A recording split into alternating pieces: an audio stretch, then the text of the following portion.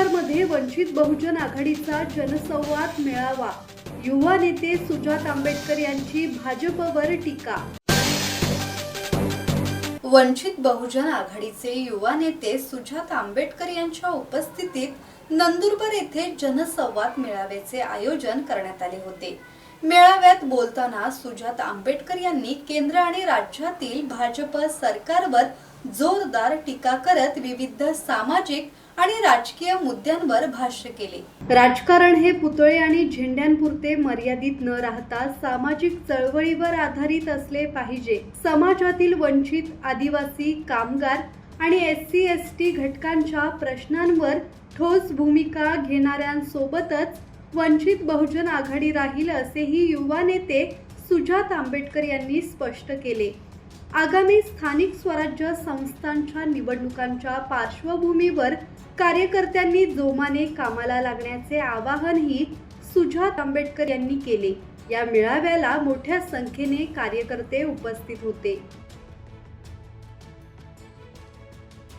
ज्यांनी इतके वर्ष इकडच्या सिस्टमला वंचितांना फेल करताना बघितलं, इकडच्या सिस्टमला वंचितांना त्रास देताना बघितलं, पण ते स्वतः मुख घेऊन गप्प राहिले. पण आज तेव्हा ही सिस्टम त्यांना फेल करते, जेव्हा ही सिस्टम त्यांच्या विरोधात जाते, तेव्हा त्यांना धक्का लागतो आणि अचानक आंदोलनाच्या स्वरूपामध्ये येताना आपल्याला दिसतं.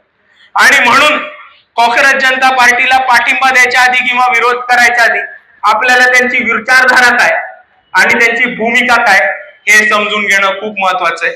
कारण जो आंबेडकरी विचारांच्या बरोबर जात नाही, वंचित बहुजन आघाडी त्याच्या बरोबर जात नाही. सुरेश सुतात, संवाद मराठी लाईव्ह, नंदुरबार.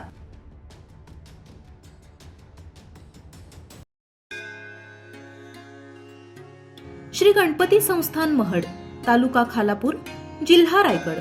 श्री वरदविनायकाच्या भक्तांसाठी भक्त निवासाची सोय, स्वच्छता आणि 24 तास गरम पाणी. CCTVची नजर. आगाऊ नोंदणीसाठी संपर्क करा 02192 26 69 12 72 76 47 38 54.